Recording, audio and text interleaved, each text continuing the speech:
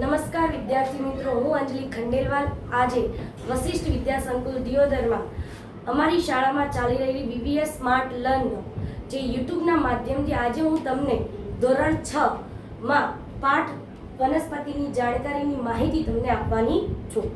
સૌપ્રથમ વનસ્પતિની જાણકારી આપતા પહેલા હું તમને એમ કહીશ કે વિજ્ઞાનમાં 3 ભાગ પડે છે. પહેલું રાસાયણિક વિજ્ઞાન, ભૌતિક વિજ્ઞાન અને જીવ વિજ્ઞાન. જીવ વિજ્ઞાનમાં પણ પ્રાણીશાસ્ત્ર અલગ છે, વનસ્પતિશાસ્ત્ર અલગ છે અને જે એક એવી સજીવ સૃષ્ટિ છે જે આપણને નથી દેખાતી, જેનું નામ છે સૂક્ષ્મજીવો, એની પણ સૃષ્ટિનું એક આખું વિજ્ઞાન અલગ છે જેને કહેવાય છે માઇક્રોબાયોલોજી. એનું આપણે વિજ્ઞાન ધીરે ધીરે આપણે આગળ જઈશું અને એની આપણે જાણકારી મેળવશું. તો આજે આપણે વનસ્પતિ શાસ્ત્રમાં જેનું નામ છે, પાઠનું નામ છે વનસ્પતિની જાણકારી. બહુ બેઝિક લેવલથી આપણે એડવાન્સ સુધી જશું.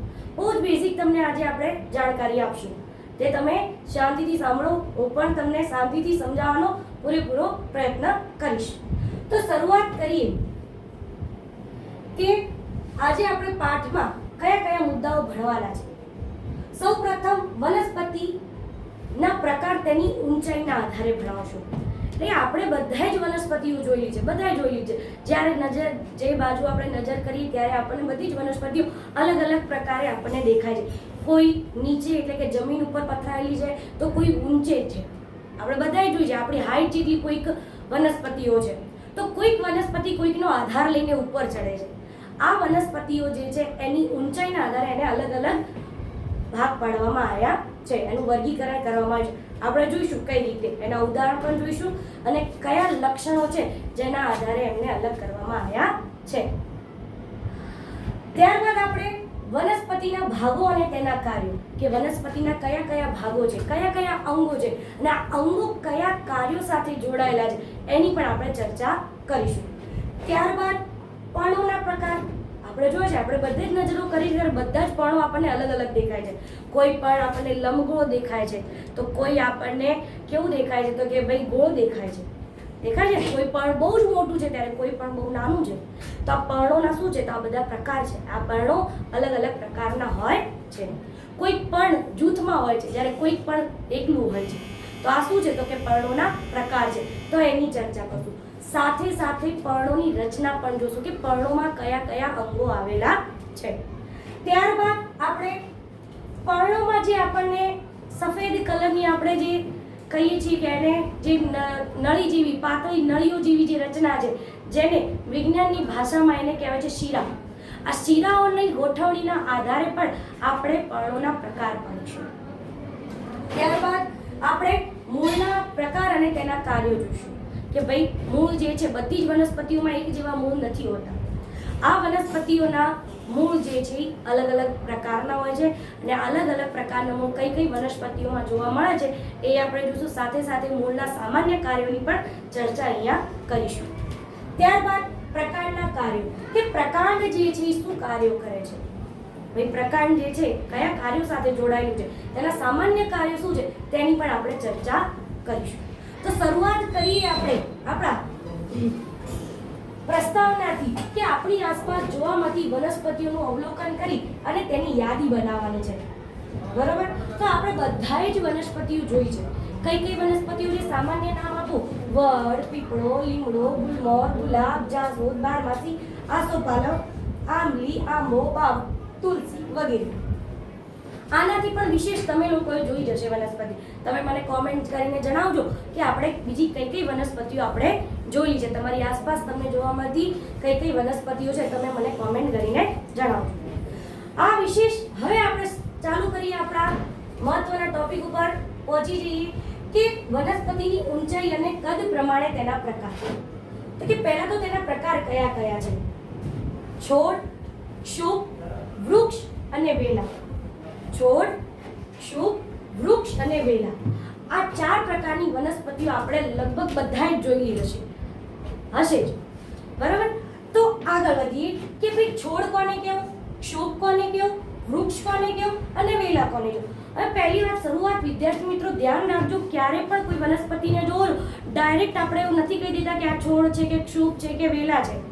એના ક્રાઇટેરિયા, એની જે લાક્ષણિકતાઓ છે તેના આધારે આપણે નક્કી કરીએ છીએ કે આ છોડ છે કે આ વૃક્ષ છે, કે આ ક્ષુપ છે, કે આ વેલા છે. એટલે આને આપણે શું કરીએ છીએ? ઓળખાણ કરીએ છીએ પહેલા એની, એટલે કે આઈડેન્ટિફાઈ કરીએ છીએ. પછી એને આપણે એના પ્રકારના આધારે એને અલગ અલગ કરીએ છીએ. શરૂઆત કરીએ છોડથી. બધાએ જ જોયેલા છે છોડ. આપણા ઘરમાં આપણને બહુ ગમે છે. આપણા આજુબાજુના સોસાયટીઓમાં જોઈ શકો છો, તમે તમારા ઘરોમાં જોઈ શકો છો કે નાના નાના છોડ તમે લાવીને ઉછેરતા હોઈએ છો.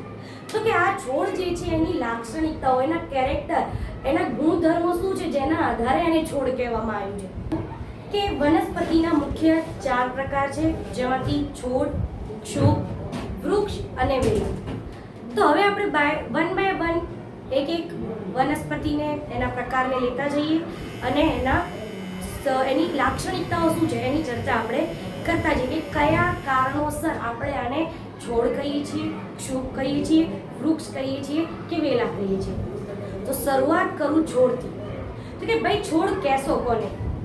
સામાન્ય હું તમને કોઈ વનસ્પતિ બતાવું છું અને તમે કયા લક્ષણોના આધારે મને કહેશો કે ટીચર આ છોડ છે, કે આ વૃક્ષ છે, કે આ વેલા છે, કે ક્ષુપ છે. તો એ લક્ષણોની આદિમાં શરૂઆત આપણે કરીશું એની ઊંચાઈને લઈને, કે જે વનસ્પતિની ઊંચાઈ 5 ફૂટ કરતા ઓછી હોય, અથવા તો એવું કહી દઉં કે 2 કે 3 ફૂટ જેટલી હોય, તો તેવી વનસ્પતિઓને હું શું કહીશ? છોડ કહીશ. સાથે સાથે એના પ્રકારની જ્યારે હું વાત કરું કે જે છોડ છે તેના પ્રકાંડ જે છે એક તો કુમળા હોય છે. કેવા હોય છે? કુમળા. બીજું કે તે નબળા હોય છે, કે ઇઝીલી હું એમને તોડી શકું છું, મરોડી શકું છું. એના પછી હું વાત કરું કે આ પ્રકાંડનો જે રંગ જે છે લીલો હોય છે. કેવો રંગ? લીલા રંગનો હોય છે. ખાસ કરીને કેવા રંગનો હોય છે? લીલા રંગનો. આ જે છોડ છે એમાં શાખાઓ ઓછી હોય છે, ઓછું શાખી. આ છોડ જે હોય છે બધા ઓછા શાખિત હોય છે, એટલે કે તેમાં શાખાઓની માત્રા વધારે હોતી નથી. પર્ણો અહીંયા ઓછા હોય છે, પર્ણોની માત્રા પણ કેવી હોય છે? ઓછી હોય છે. તો આ જ્યારે લક્ષણોની હું ચર્ચા કરીને તમને વાત કરું, જ્યારે આ લક્ષણો, આ બધા જ લક્ષણો જે છે કોના છે? તો કે છોડના છે. આ લક્ષણોને પહેલા જોવાના. હું તમને કોઈ વનસ્પતિ આપું છું, આ લક્ષણો જોવાના કે ભાઈ આ જે છોડ જે છે એના પ્રકાંડ નબળું છે તો કે ભાઈ છે, કુમળું છે તો કે ભાઈ છે, કલર લીલો છે તો કે ભાઈ છે. હા ને? આના આધારે હું નક્કી કરી શકું છું કે આપેલી વનસ્પતિ છોડ છે કે નહીં. તો કે ટીચર ઉદાહરણ કયા? આમ તો આપણે જોયેલા જ છે ઉદાહરણ, પણ સાથે સાથે હું તમને ઉદાહરણ આપું કે તુલસી, બારમાસી વગેરે, અથવા તો ગલગોટો આવી શકે ને, સૂર્યમુખી. આ બધા જે છે ઉદાહરણ કોના છે? છોડના છે. તુલસી જે છે એ દીર્ઘાયુ ધરાવે છે, આનું આયુષ્ય વધારે છે, જ્યારે ઘઉં, બાજરી જેવા છોડ છે એમનું આયુષ્ય ઓછું છે.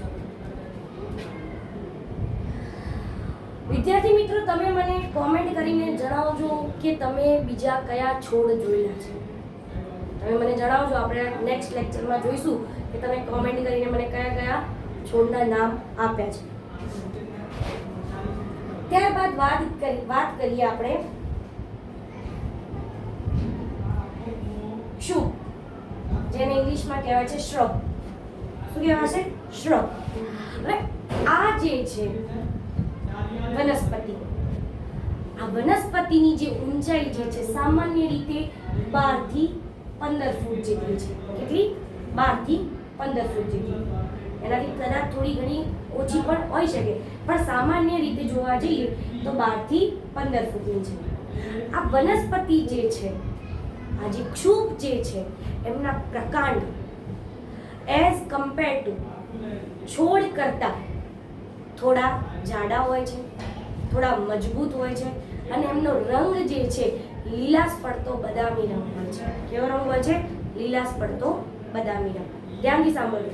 એના પ્રકાંડ જે છે એ કેવું હોય છે? છોડ કરતા જાડું છે, છોડ કરતા થોડું મજબૂત છે, અને એનો રંગ જે છે એ લીલાશ પડતો બદામી રંગ છે. સાથે સાથે આમાં શાખાઓ છોડ કરતા થોડી વધારે હોય છે, અને પર્ણો પણ છોડ કરતા થોડા વધારે હોય છે. તો આના ઉદાહરણ જોઈએ. ઉદાહરણમાં આપણને ખબર જ છે, લીંબોડી, જાસૂદ, ત્યારબાદ આપણે ચીકુડી, દાડમડી, મહેંદી વગેરે એના ઉદાહરણો છે. ક્ષુપનું આયુષ્ય છોડ કરતાં વધારે હોય છે. ક્ષુપનું આયુષ્ય કેવું હોય છે? છોડ કરતાં વધારે. વિદ્યાર્થી મિત્રો, પાછો એનો એક પ્રશ્ન આપીશ કે તમે જોયેલા ક્ષુપના નામ મને જણાવજો કોમેન્ટમાં. ત્યારબાદ વાત કરીએ વૃક્ષ. વૃક્ષ છે સૌથી મોટા, આપણે બધાએ જોયેલા જ છે. જોયેલા છે ને? હા. તો આ જે વૃક્ષ છે એમની જે ઊંચાઈ જે છે એ કેટલી હોય છે? સામાન્ય રીતે 15 ફૂટ કરતાં વધુ. કેવી હોય છે?